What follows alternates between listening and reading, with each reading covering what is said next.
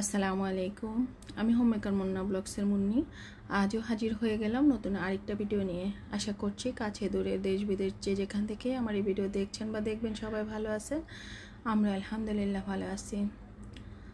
সবাইকে পবিত্র মাহে রমজানের শুভেচ্ছা জানিয়ে শুরু করছি আমার আজকের ভিডিওটা। তো খুব সকাল থেকে আমার ভিডিওটা শুরু করে দিয়েছি।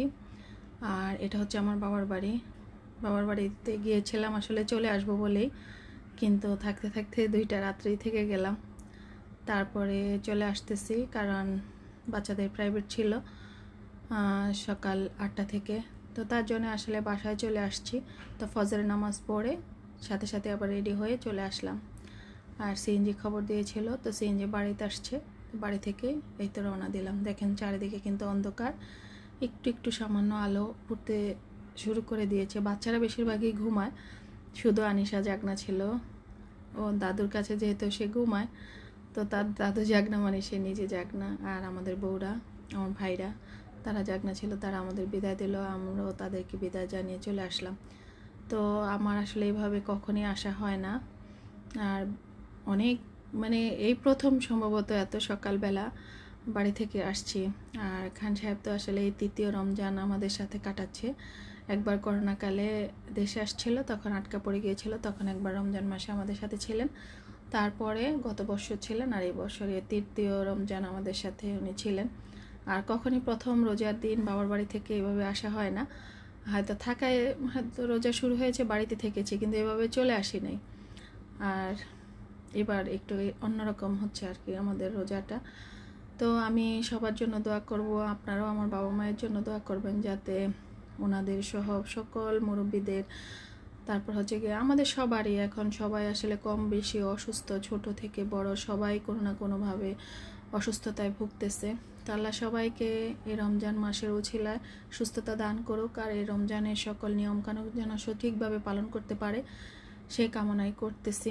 সকল মুসলমানের যেন আল্লাহ এই রমজান মাসে নিজেকে সংশোধন করে নেওয়া তৌফিক দান করে, সেই দোয়া করব।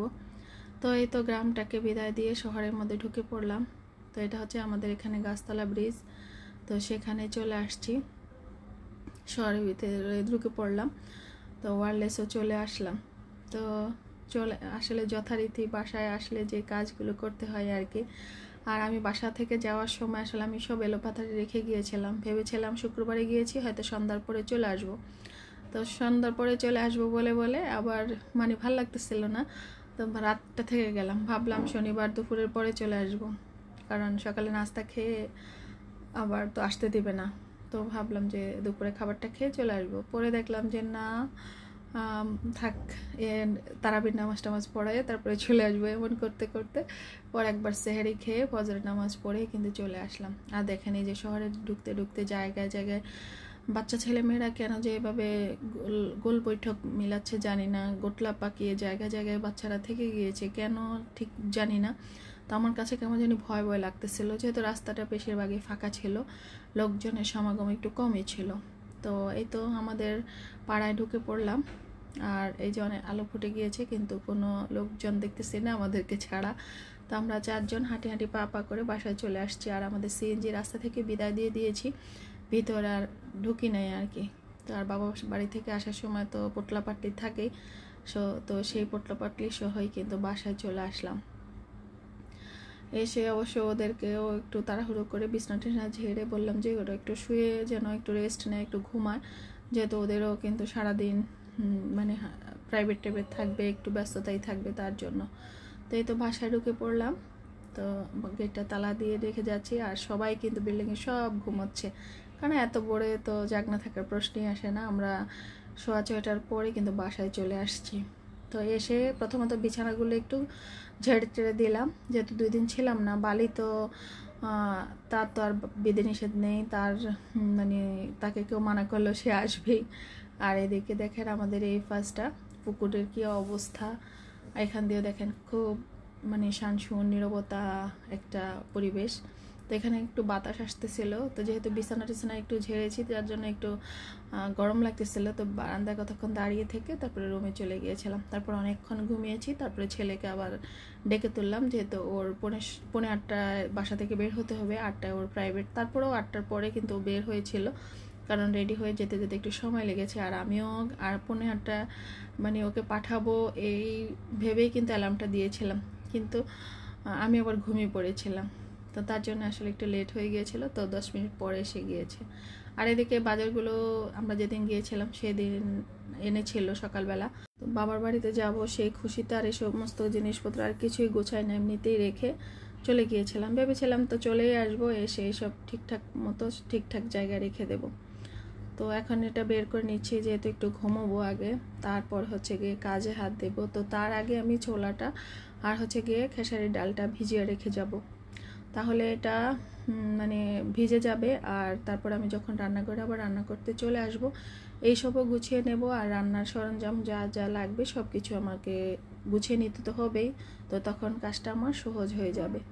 তো এই তো 2টা বাটিতে করে অল্প অল্প করে ভিজিয়ে রেখে দিচ্ছি। আর আমি কিন্তু প্রতিদিনই করি, যেহেতু বাচ্চারা আসলে রোজা থাকে তার জন্য। আর এই যে আম্মা আসার সময় আবার ডিম দিয়েছিল আর লাউ শাক আর অন্যান্য জিনিসপত্র দিয়েছে, সেগুলো খুলে নেব। এগুলো হচ্ছে গিয়ে যখন এই কাজটা করতেছিলাম তখন হচ্ছে গিয়ে প্রায় 11:15 বাজতেছে। আমি 10:30টায় ঘুম থেকে উঠে তারপর রান্না করে এসেছিলাম। তো যদিও প্রথম রোজার রুটিনটা একটু এলোপাতাড়ি হয়ে গিয়েছিল, আমার রুটিনটা কিন্তু এমন থাকে না। খুব তাড়াতাড়ি উঠে সকালবেলার কাজগুলো করে নেই, কোরআন তালাওয়াত করি, তারপরে হচ্ছে গিয়ে গোসল টোসল করে তারপর নামাজ আদায় করে আবারও কোরআন পড়ি।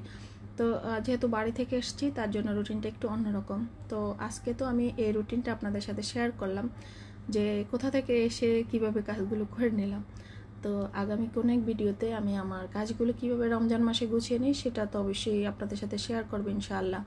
তো এখানে আম্মা সিম দিয়েছিল, গাছের সিম, সেটাও এই যে কেটে কুটিয়ে দিয়েছে। আর এগুলো কিন্তু এই যে লাউ কুমড়া, তারপর হচ্ছে গিয়ে টমেটোগুলো কিন্তু আমার বাবার গাছের। লাউ শাক সেটাও গাছ লাগিয়েছিল, সেখান থেকে দিয়েছে। আর হাঁসের ডিম সেটা কিন্তু কিনে দিয়েছে। আর লাউ আর কুমড়াটা কিন্তু আরিশার নানু বাড়ি থেকে এসেছিলো, তো আমাদেরকে দিয়ে দিয়েছে। তো সেগুলো গুছিয়ে রেখে দিচ্ছি। আর ওই যে ছোলা টোলা যা ডাল ডুল যা এনেছিল সেটা এবার আমি ঢালনাতে করে চুলার নিচে দিয়ে একটু একটু গরম করে তারপরে কিন্তু বক্সে রেখে দেব। তো তার জন্য সব কিছু আমি বের করে নিচ্ছি। আর এবছর কিন্তু আমি বেসন আনতে নিষেধ করেছিলাম, আমি নিজের বেসনটা তৈরি করব তার জন্য। আর বেগুনিটা আসলে আমাদের বাসায় খাওয়া খুব কমই হয়, তার জন্য আমাদের বেসনটা একটু কমই লাগে। তো ভাবলাম যে বেসনটা আমি রেডি করে নেব, আর সেটা কীভাবে করি সেটাও আপনাদের সাথে একটু শেয়ার করব। তবে আমি আর সম্পূর্ণ ভিন্ন উপায়ে কিন্তু আমি আমার কাজগুলো করি, হয়তো কারোর সাথেই মিলবে না, আবার অনেকের সাথে মিলেও যেতে পারে, যে আমার মনে হয় না কারোর সাথে মিলবে, কারণ এক একজনের কাজ এক এক রকম। আর যারা চাকরিজীবী তাদের একরকম, যারা বাইরে কাজ করে তাদের একরকম, যাদের ছোট বাচ্চা আছে তারা একরকম, এই আর কি। তো এই তো এখানে আমি 2 ধরনের বুটের ডাল নিয়ে নিলাম, একটা হচ্ছে ডাবলি আর একটা হচ্ছে গিয়ে যে ছোলা বুটের যেটা সেটা। আর এখানে এই যে মশারির ডালও নিয়ে নিলাম, 1 বাটি করে নিয়েছি। আর এখানে গম ছিল আমার বাসায়, সে গম নিলাম 1 বাটি। আর হাফ বাটি নিয়েছি আমি ফোলা চাল। আর 1 বাটি নিচ্ছি আতপ চালের, এটা হচ্ছে গিয়ে খুদের মতো আর কি, মানে চালটা আর গুঁড়িটা যখন আমরা মানে চেলে নেই তারপরে কিন্তু সুজির মতো থাকে, সেই অংশটা নিয়ে নিলাম। আর এই যে আমি একটা অর্গানাইজার বানিয়েছি পলিথিনগুলো রাখার জন্য। তো বোতলটা কেটে এভাবে নেই, এই যে এখান থেকে আবার একটু ছিদ্র, সেখান থেকে টান দিলে হয়ে যাবে কিন্তু। তো সেটার মধ্যে পলিথিনগুলো রেখে দিলাম, আপনারা চাইলে এভাবে করতে পারেন, তাহলে কিন্তু পলিথিনগুলো এক জায়গায় থাকবে। তো এগুলো গুছিয়ে টুছিয়ে রেখে আমি এবার কাটাকুটিতে চলে যাব। তার আগে কিন্তু আমি ছোলা বুট আর হচ্ছে গিয়ে আলু সেদ্ধটা কিন্তু চুলায় বসিয়ে দিয়েছি।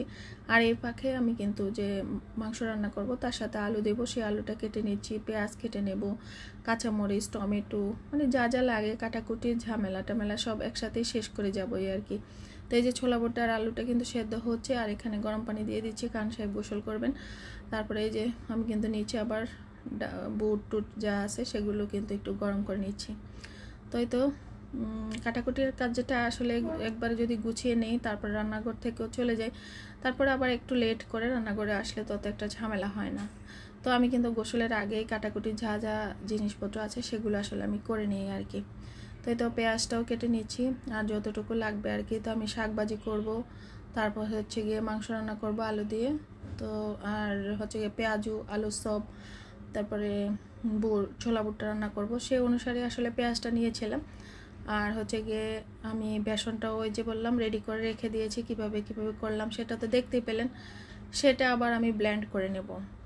আর তাহলে হয় কি, রান্নাঘরে আসলে যখন ঘরটা মোছা হয় তার আগে যদি এই কাজগুলো করে নেওয়া হয় তাহলে কিন্তু একদম রান্নাঘরটা সম্পূর্ণ পরিষ্কার পরিচ্ছন্ন থাকে। এটা আমি কিন্তু সব সময় করি, কিন্তু এই কাজটা আরেকটু আগে করি, যেহেতু আমি বাড়ি থেকেই আসছি, তারপরে একটু ঘুমালাম অনেকক্ষণ পর্যন্ত, তারপরে আস্তে ধীরে আমি রান্নাঘরে এসেছি, তার জন্য আসলে একটু লেট হলো আর কি। আর নয়তো আমি এগুলো করে টোরে সব কমপ্লিট করে আমি 11টার আগে কিন্তু গোসলটা করে নিই। করার পরে তারপরে আমি কোরআন পড়ি, নামাজ পড়ি, আজান দিলে তারপর হচ্ছে গিয়ে একটু ঘুমাই, ঘুম থেকে উঠে আসার নামাজ পড়ি, তারপরে আবার চলে যাই রান্না করে। আসলে এভাবে কাজটা করে নিলে একদম সহজ হয়ে যায়, আমার রেস্টও হয়ে যায়, আমার কোরআন তালাতো হয়, নামাজ আদায় করা হয়, সব কাজগুলি আসলে খুব সুন্দরভাবে করা হয়। যদিও আমি আজকে লেট করে করলেও সব কিছু কিন্তু আমি সুন্দরভাবে আসলে কমপ্লিট করতে পেরেছি।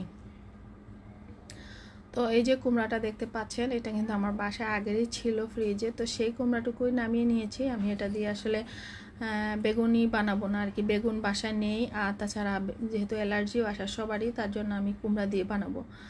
শেখ হাসিনা তো আমাদেরকে রেসিপিটা শিখিয়ে দিয়ে গিয়েছিলেন, তো উপকারী আসছে, তবে এত মজা হয়েছিল কি যে বলবো। তো বারবার খেতে গিয়ে ওনার কথা খুব মনে পড়তেছিল যে হারে একজন রেসিপি দেওয়ার মতো লোক ছিল, এখন তিনিও নেই।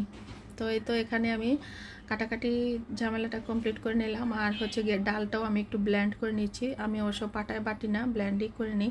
আর আমার পেঁয়াজও এমনিতেই সুন্দর হয়, এই ব্লেন্ড করে নিলেও সুন্দরই হয়, আমার কাছে খারাপ লাগে না, আমাদের বাসার সবাই পছন্দ করে খায় আর খুব মুচমুচেও হয়। তো এটা আমি তো ঢেলে নিলাম, একটু আদা ভাঙ্গা করেই নিয়েছি। তারপরে ওই যে বেসনের জন্য কিছুটা ডাল নিয়ে নিচ্ছি, আমি কিন্তু পুরোটা আজকে আর করব না, অল্প একটু করে নিচ্ছি। আর আমি ভাবতেছি প্রতিদিনই করে নেব, ব্লেন্ড করে নেব এইভাবে, তাহলে হয়ে যাবে। কারণ আমাদের বাসায় কিন্তু আসলে বেসনটা অত বেশি লাগে না, যে আগেই বলেছি, যেহেতু আমরা বেগুনি টেগুনি একটু কম খাই, তার জন্য বেশিরভাগ সময় চপ আর হচ্ছে গিয়ে পেঁয়াজ উঠে খাওয়া হয়। আর এদিকে যে দেখেন সব কাটাকুটি কিন্তু কমপ্লিট, খিরাই, আলু, পেঁয়াজ, কাঁচামরিচ, তারপর হচ্ছে গিয়ে যে কুমড়া কেটে নিলাম, তারপর হচ্ছে আলু সেদ্ধ করে ছিলে রেখে দিয়েছি, ছোলা বুটটাও ধুয়ে রেখেছি। আর এটা হচ্ছে গিয়ে হাঁসের মাংস, এটা আম্মা দিয়েছিলেন কিছুদিন আগে, সেটাই বের করে নিলাম। আম্মা বারবার আসার সময় বলে দিয়েছিলেন যাতে হাঁসের মাংসটা আজকে রান্না করি, যেহেতু বাড়িতেও নাকি আজকেই রান্না করবে, তার জন্য। আর এই যে সিম দিয়ে লাউ শাক ভাজি করব, সেটাও কিন্তু কড়াইতে নিয়ে নিলাম। আর এই যে বেসনটা ভিজিয়ে রেখে দিচ্ছি, আর সেটা ফুলে উঠবে, তারপরে কিন্তু যখন মানে বানাবো আর কি, বেগুনি বা চপ যেটাই বানান, তার আগে দিয়ে বাকি মশলাগুলো অ্যাড করে নিলেই হয়ে যাবে। তো আমি টেবিলের উপরে এগুলো সব কিছু এই যে গুছিয়ে রেখে তারপরে কিন্তু আমি গোসলে চলে গিয়েছিলাম। তো এই যে দেখেন সব কিছু আমার রেডি। আর শাকটাও কিন্তু আমি ভাপিয়ে নিয়েছিলাম, এই কাজগুলো করতে করতে কিন্তু আমার শাক বাফানোটা হয়ে গিয়েছিল, হাঁসের মাংসটাও কিন্তু মোটামুটি কষানো হয়ে গিয়েছিল। তারপরে চুলাটা অফ করে রেখে আমি গোসলে চলে গিয়েছিলাম। আর এসব করার কারণও আছে, যেহেতু আমি ওই যে ছোলা বুট, ডাল টাল এইগুলি সব গরম টরম হয়ে যাওয়ার পর আমি কিন্তু সেগুলো আবার পরিষ্কার করে বক্সে করে রাখতে গিয়ে কিন্তু অনেকটা টাইম হাতে ছিল, তখনই কিন্তু এই সব কাজগুলো করে নিয়েছিলাম। তারপরে এই কয়টা থালা প্লেট আছে সেগুলো ধুয়ে নিয়েছিলাম।